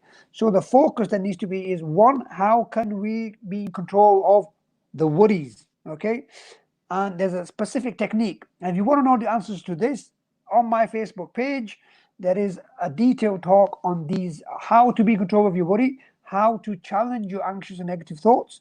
In terms of the physical symptoms, the relaxation techniques, the breathing techniques, mindfulness, progressive muscle relaxation, and a lot more. And then self-care. Self-care can be physical self-care, it could be social, it could be personal, it could be spiritual, it could be there's another one, emotional. Okay, so and ask yourself, what is my daily plan? Am I going for a walk? Am I doing physical exercise? Am I taking care of personal hygiene? Am I focusing on things in my control? Am I problem solving? Am I taking the positive out of the negative situation? Am I being kind to myself? Am I trying to adopt the growth mindset, which is about that all this that we're going through, you see as a challenge. You don't see as something negative. Any setback, any difficulty, you see as a challenge, because it's an opportunity for us to learn something about ourselves. It's an opportunity for us to grow and develop as a person. Okay, and then it's about making sure that you've got your social self-care. You talk to people on Zoom, on Skype, on WhatsApp video. You make sure that you have personal self-care, interest, hobbies, leisure activities, personal development, whether it's writing things down, whether it's journaling, whether it's meditation, whether it's relaxation techniques, whether it's reassessing your motivations, or whether it's setting goals for the day, goals for the week, but then looking at the bigger picture and say, what is it about me as a person that I might need to change or develop? Do I need to be more resilient, more assertive? Do I need to adopt the growth mindset? Do I need to focus on my self-esteem, etc., etc.? I've just summarized a lot of things in a few minutes. Okay, for anyone who is struggling with the mental health, those of you who know me can contact me. Email is info@changeyourlifecounseling.co.uk. Those of you who know my number can text me. You can go to my Facebook page, and you can even send a message on here as well. If you want more details on how to manage anxiety and stress and low mood, depression, go to my Facebook page, and I've done detailed talks in the last 4 or 5 weeks. I'll be doing one usually tomorrow, but I'll be doing one next week, which is how to control your anger, how to be in control of our emotions. Okay, and if you are struggling, please get in touch. But Brother Naseem, I suppose with the work that you do, you probably come across people who are suffering from mental health as well. We do, my brother, we do. And since this COVID-19 thing's happened and we're in lockdown, we've set up telephone lines at home. So our telephone system is directing the calls here. We're picking up the calls. We've got 6 or 7 volunteers who are taking calls. And every second or third call, it is about mental health. It's about depression. It's about anxiety. It's about not knowing where the next cup of tea is coming from. We laugh and joke about these things, you know, that we're in lockdown and alhamdulillah, we're blessed and, you know, everything's hunky-dory, no problem. But there are those people who are in isolation. The only time that they actually got some food or got some social activity going on or social interaction is when they actually left the house. They left the house to go shopping, and they don't use the automated tills. They use the checkout counter where there is a man or a woman behind the counter, literally because that's the only time that they get to speak to somebody. These are the kind of people that we're dealing with. And subhanAllah, more and more and more, there's those people who are isolated now who basically have become vulnerable. You know, you know, we hear the cases all the time, you know, the line of work that we do, that they found the body after 4 days. After 4 days, they were dead inside. Subhanallah. You know, and we hear this all the time. This is happening in our neighborhood. That's what I'm saying. The people need to be culturally aware of what's going on, and then we can assist, we can help, and then it's the right approach that we need to take. And I think also when it comes to mental health, you know, just when it comes to physical health, we'll be quick to the GP and we go to A&E, you know. But when it comes to mental health, and this is within the Asian Muslim community as well, we would rather say or make dua, or we would say go to the Peer Sahib or get a taweez or do a khatam, rather than saying that this person is suffering from mental health disorder. He might be generalized anxiety, he might be OCD, he might be bipolar. He doesn't Might need be a taweez. Liverpool supporter, could be a big list. Could be. I've got a load of questions that have Go come on. through, Brother Sajid. Go on. The first one, it says Muslims should show that we are lions and not sheep. Another text message said mosques are acting like yes men. If our leaders are just followers, what's the point? Another one, the system in the UK is pushing us to disunity by making us follow policies regardless. Another one, it says here, can't wait for the UK to wear masks. Now you know what it feels like to wear a niqab. So a little bit of funny ones there, some important points that have been made there as well. And you know, is there anything there, Brother Naseem, that you want to pick up on? Well, there's a couple there. Yeah, there's one. One is that man looked at this. You look at the scenario, and man has banned niqab. Man banned the niqab, right? So Allah Subhanahu wa Taala made it such a scenario that man banned the niqab on the women, right? Look at this. We talk about misogynistic, and we talk about extreme agenda and all this kind of thing. We always blame the Muslims, right? But it was man that banned the niqab for the women. Right? Yeah. It was a man that banned the niqab for women. Allah made it such that now even the men are wearing the niqab. Right? This is what's happened. Okay, so this is we need to be very careful when we start splitting upwards. Number one. Yeah. Number two, the issue of the lions, right? That brother or sister who texted in about Muslims are lions and they should not be sheep. I agree with that to some degree, but it's not the leadership at fault here. When Allah says in the Quran, وَأَن لَيْسَ لِلْإِنسَانِ إِلَّا مَا سَعَى, that man will get exactly what he strives for. We are getting leaders who we deserve. Exactly. Yeah.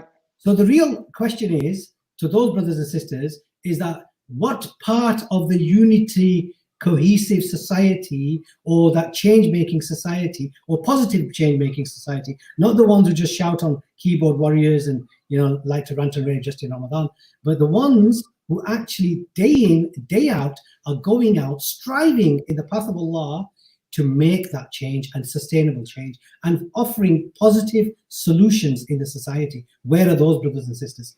Until we become a nation of solution providers, we become a nation of solution providers, Allah will never give us the leaders that we deserve. Yeah. Very good point. Very good point. Yeah. And I think it's up to us to make sure that if it's our local mosque, if it's the elected councillors, if it's any organization, one is okay, we can mourn about it, but ask ourselves, what are we doing? What's our contribution? True. If we are part of a masjid and we go to our local mosque, then we have a responsibility as well. There's no point having a go at the imam and the committee all the time. What are you doing? Are you involved? Are you sharing your ideas? Are you offering your services? And when you've Yeah, got true. you And I yeah. think as well, Brother Sajid, those days where the mosque wasn't interested in someone coming to speak to them are gone, because, you know, the hierarchy of the mosque has grown up, and the second, third generation Muslims themselves, and they understand that they have to fulfill the needs of the masjids, and they have to fulfill the needs of the people who come there. Remember, it's not as though we haven't got choice, is there? You know, the only people who have more mosques than us is Starbucks. You know, they have one at the end of every street. We're not far behind, are we? So we can go to whichever mosque that we want.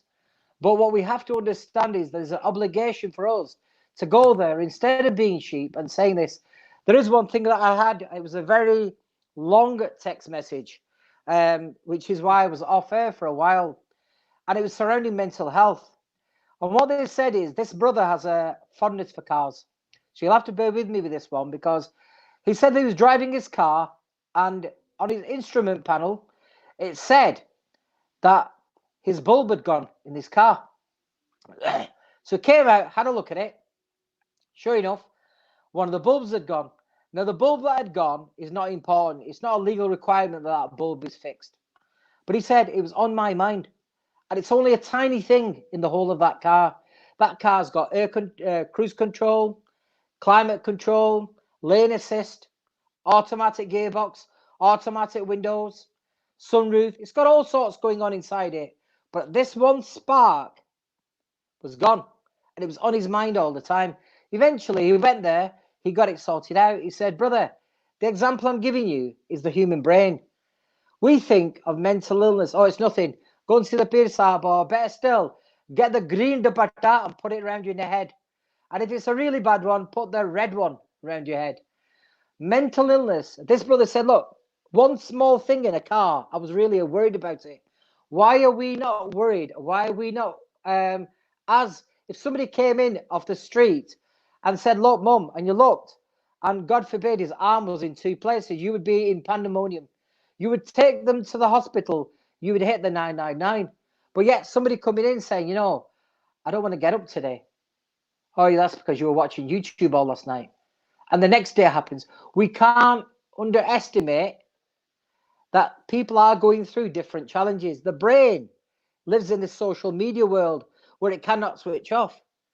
You've not got, you know, you're constantly bombarded. So when Brother Sajid talks, and he's actually qualified to talk about mental health, guys, you need to take this seriously, because for some people, when the partners, when the husbands, when the brothers, when the sisters are inside the house in lockdown, it compounds the issue, because it might be them who's making them more and more ill. But you should seek help, and I think that you can contact us, because we deal with things privately. Brother Sajid is a qualified counsellor, and I know that he's helped quite a lot of people out. But this issue of mental health is huge. It's not one that we shouldn't be ashamed of it, because if somebody in your family needs help and you help them, think of the reward inside that. Think of what that person will think of you. And you Even know what? if it's somebody's quite big, you know, you get these big guys, don't you? You know, they've been to the gym all day, they're, you know, big, and they're suffering from mild depression because they don't quite know how to speak in a gentle tone to their wives, because they have to be this, you know, King Kong or whatever it is. You know, Also, but the reality is that within the Muslim community, we are talking about people who have got thoughts, they've got plans, they've got intention of suicide. Okay, we've got people within the Muslim community who I work with closely, people who are, you know, taking part in self-harm, people whose lack of self-esteem, whose anxiety is at a stage like today. I mean, just even today through my work, you know, obviously due to confidentiality, can't mention details, but I think the reality is that whether it's our children, brothers, moms, dads, sisters, 1 in 4 people in the UK suffers from mental health. The biggest mental health disorders is depression and anxiety. Then you've got stress. Then you've got, low mood. You've got bereavement, you've got bipolar, you've got OCD. The reality is, as a Muslim community, we need to educate ourselves, and we need to understand that mental health is just as important as physical health, and physical health is just as important as mental health. Because if you've got a physical health problem, it's going to have an effect on your mental health. You're going to be worrying, you're going to be overthinking, you're going to be catastrophizing, you can't make a decision, you're going to be on edge. And if you've got a mental health problem, it's going to have an impact on your physical. You can't sleep, you can't function, you can't concentrate, you can't make a decision. So as Brother Zaid and Brother Naseem have said there, when it comes to mental health, let's not think, let's go to a Pir Sahib, let's do a Taweez. Let's go to your GP. Your GP will do a diagnosis. Your GP will think, okay, this are the symptoms of anxiety, depression, low mood, OCD, bipolar, and then they will give you an option of either medication or of a talking therapy. And if you are watching this show now and you're suffering from mental health, I would advise you speak to your GP. And if you're not getting any success, you can speak to myself. I'm offering free counseling sessions. Okay, not just because of the lockdown. I've been doing it for a while, because it's a responsibility on us. If we've got the knowledge of mental health, it's our responsibility to help those people, because not everyone can afford 35, 45 pounds an hour. Not everyone can afford to pay. They can't. Okay. And when I'm speaking to people say, I can't pay, I can't afford it, well, that's fine. Because we think that mental health is an issue for non-Muslims. It's everyone. Mental health, it doesn't discriminate. You know, you could be whoever you are, and you could have suicidal thoughts. You could have bipolar. You could have anger problems. You could have such low self-esteem where you think that I don't want to be a burden on other people. Exactly. And they think, but when anyone talks about suicide, why do they consider it? Because they want to end that pain.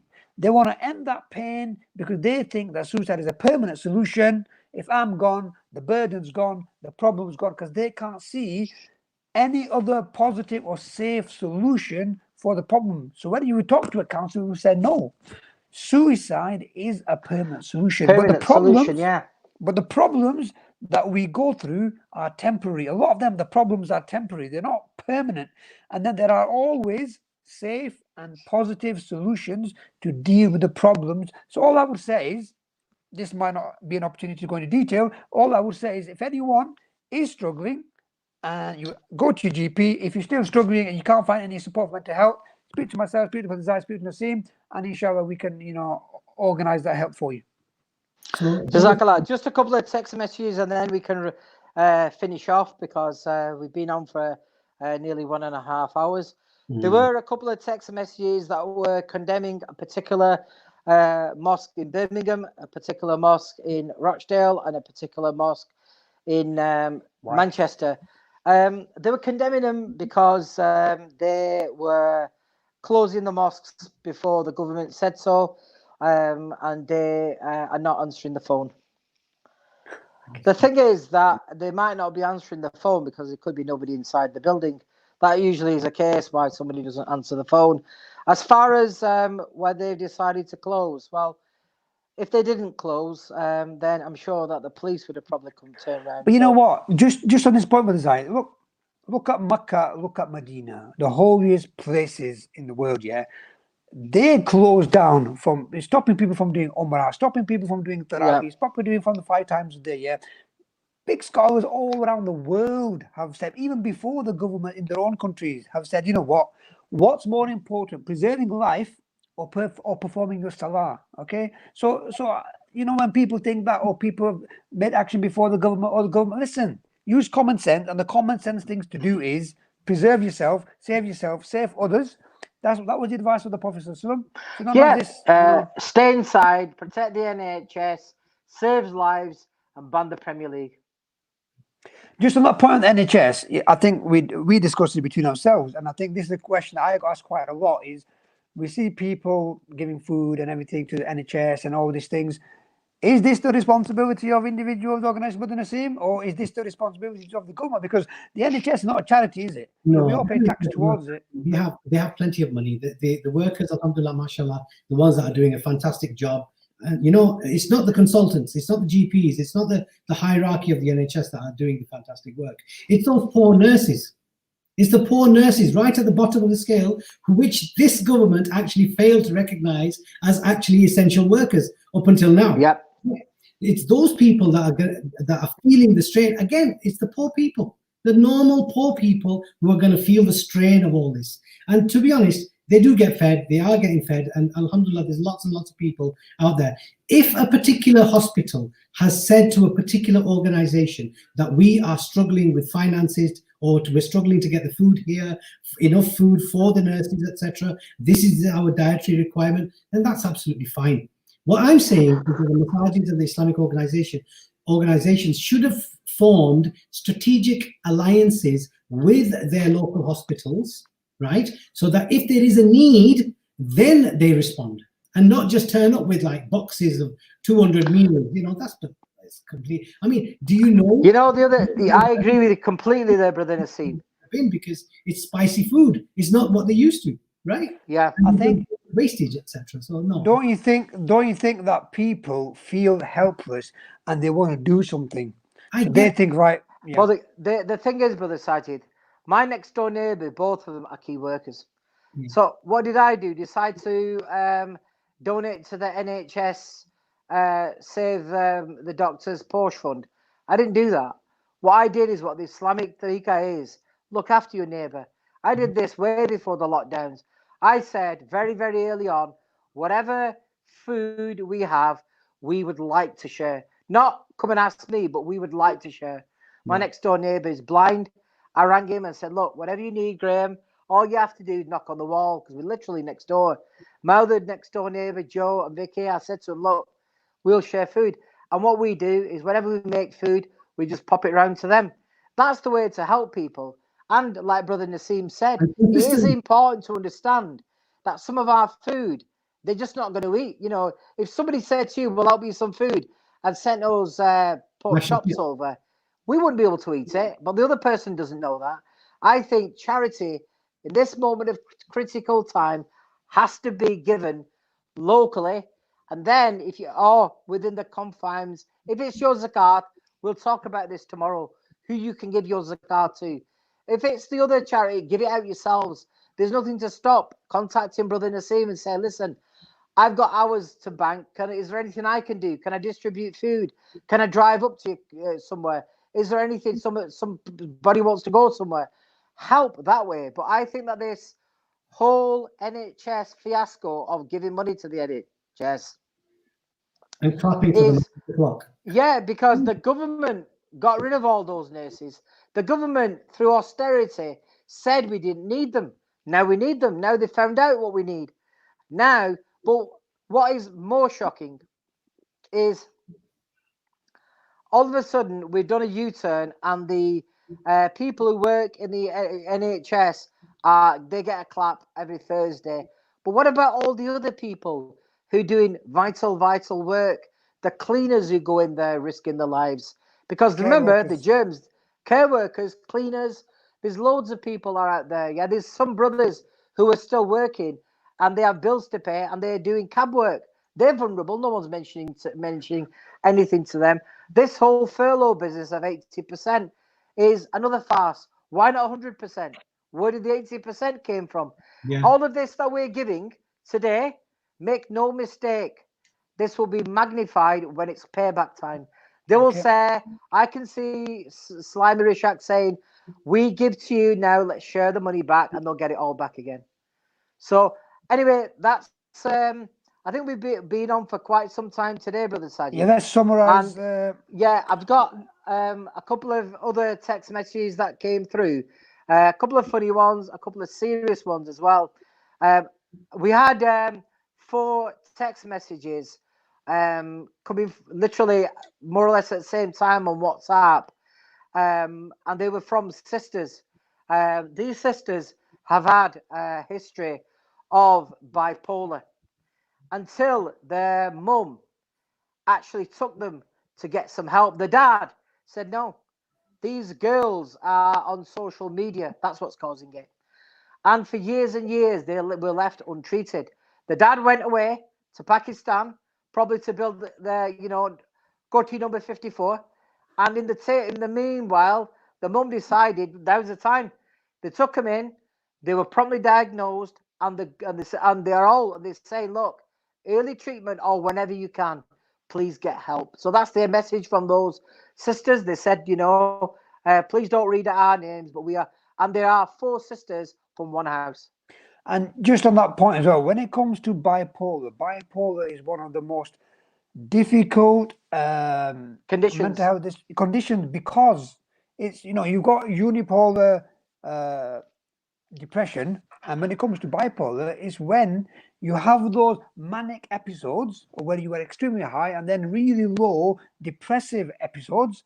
So and if you are feeling like this, that 1 minute I'm like this, then a few days later I'm completely different, don't think this is just it just it must be my seat kebab, or it was too spicy, or it might be my... No, recognize the symptoms, and if you recognize these symptoms, then make a professional aware of them so you can get the necessary support. Okay. In terms, any other messages about the side? Yeah, the other couple of messages were welcome back to Let's Talk team. It hasn't been the same during Ramzan. A couple of very naughty text messages saying, can brother Zaid peel off the face mask and take off that funny grey thing he's got on his beard? That's the miracle of Kalakola, brothers. That's the miracle of Kalakola. Okay. And a few people commenting on Brother Naseem, and they said, Brother Zaid, we now know why you call him the knockout. Brothers, you haven't seen he's had a cup of tea today. Brother he's not coming even into first gear yet, and you're commenting on him. When he wakes up properly, he's had a couple of, when he dips his jalebi in the iron brew, that's when you know about it. You got a couple of other text messages that came through about the social distancing were more along the lines of the 5-meter conspiracy theory, saying this is how the government will track us down. Another one that they were saying is that the antidote will have a chip inside it. Will it be halal? Will it be haram? Well, let's wait and see whether that will be halal or haram.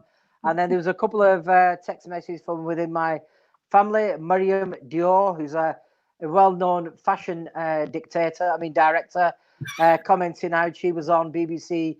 I shouldn't have a go at her for her Facebook friends. She did claim that she had loads and loads of friends who were around, but yet she couldn't name them apart from her elder sister, who reminded her had got married and left the house about 5 years ago. So Mariam Dior, sorry about that. Mr. Raymond used to have friends, but hasn't got any friends other than his social media outlook. But he has got a big Instagram following, which I'm supposed to talk about.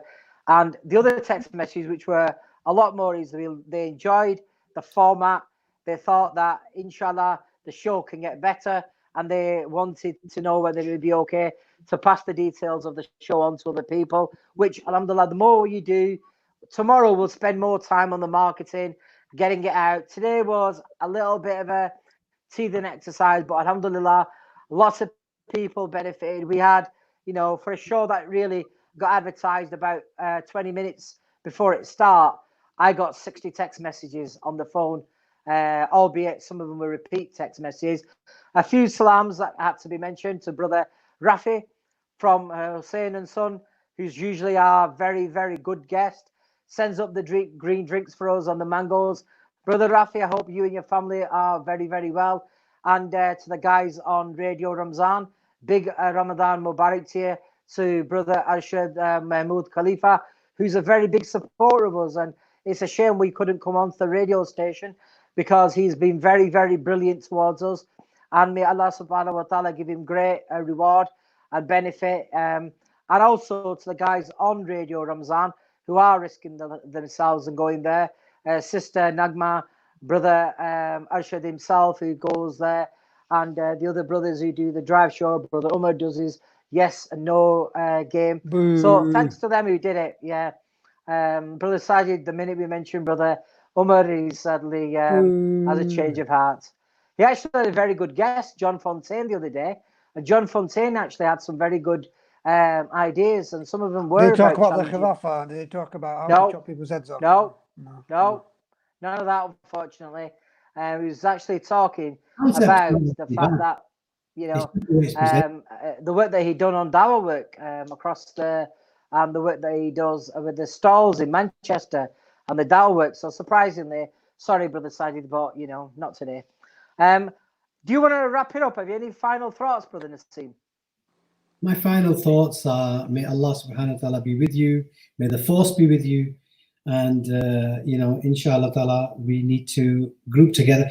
If we want to be part of the change, if we want to see change, we've got to be part of that change. And that part of the change doesn't mean go and sign up to some political party. That change means provide solutions to the humanity, the locality around you, become that beacon of hope, that light in that area. And then, inshallah ta'ala, we will get sustainable change. But inshallah, until tomorrow, I'll have some more tea and some jalebi. Very good. As soon as we get some really, really exciting topics, then I'll come back with a knockout, that uppercut, inshallah. Yeah, and I think the topic we've got tomorrow, I think, should be quite interesting. And I think it's about the challenging that we are facing today. What is the solution in terms of the life of the Prophet ﷺ? What is the solution from the Sunnah of the Prophet ﷺ? So whether it is lockdown, whether it is Islamophobia, whether it is sectarianism, whether it is mental health, what did the Prophet ﷺ advise on that? What would he have done if he was here alive today? Okay, and I think for people who are watching on YouTube, press the subscribe button. Press the subscribe button, and those who are watching this on Facebook, share it, and get the word out, because inshallah we will have the show tomorrow, and then we just need to decide how many days we will want to do it before we've got different commitments. But inshallah we'll confirm that tomorrow as well. Brother Zaid. Jazakallah. Thanks. I wanted to thank Allah subhanahu wa ta'ala for giving us the opportunity to share Ramzan. I want to thank Brother Nafiz Habib, who spent time with me and put me on the right path, because my mind was very, very negative. And he explained to me the virtues of this isolation and the fact that we are with our families. And for that, Brother, Jazakallah khair. I want to also today thank Brother Naseem, who helped with this platform very, very cleverly and has got us on this, because other than that, we would have struggled, because the radio station is fantastic and very, very welcoming to us. So we have no criticism at all of Radio Ramzan. They're doing a brilliant job. Please support them. Our only problem was that we wouldn't have been able to get guests to come into the station who are traveling from quite some distance, because they may be asked, why are you going, where are you going, etc. And we didn't want to put them in any kind of risk. On this platform, inshallah, we may be able to get more guests on there, and we'll certainly be able to get guests that are really, really knowledgeable and electric. And Sheikh Salim Giza is one of them. So he would be able to answer these questions. So I'm going to send a message out, and we'll send our global feeds out so that people can log in and pass the word around. And we want as many people as we can to benefit from the show and listening to our show. Yeah, as I said, if you've got any questions, you can send them in. If you've got any suggestions, you can send them in. And Jazakallah khair. I just want to thank Allah subhanahu wa ta'ala for the speedy and recovery of my elder brother Shahid. He was in quite a dark place. Alhamdulillah, he's home. I've not had the chance to speak to him, but I'm very, very grateful to Allah subhanahu wa ta'ala that he is home. My nephews, Emin, Aves, they looked after the dad really well. Mariam kept everything up on social media, and my other niece, Husna, she made some vegetables, which I don't think anyone needed to eat. But other than that, everyone was fine and dandy. And as always, you've been listening to the Let's Talk show. My name's Zahid Makbul. In the studio tonight was the director of UKEF charity and a prominent member of the revival team, Brother Naseem Ashraf. And in the middle was the main man himself, Brother Sajid Iqbal, the editor of the revival, and a professional counsellor. A counsellor as in mental health, not a counsellor as in he wants to come round, dip his beard tea and rust biscuit into some fluffy bowls of creamy tea. So until tomorrow, keep us in your prayers. Make the benefit of the first 10 days of Ramadan. And let's not worry about when we started Ramzan, Let's worry about what we're doing in Ramzan. And until tomorrow, Assalamu alaikum wa rahmatullahi wa barakatuhu.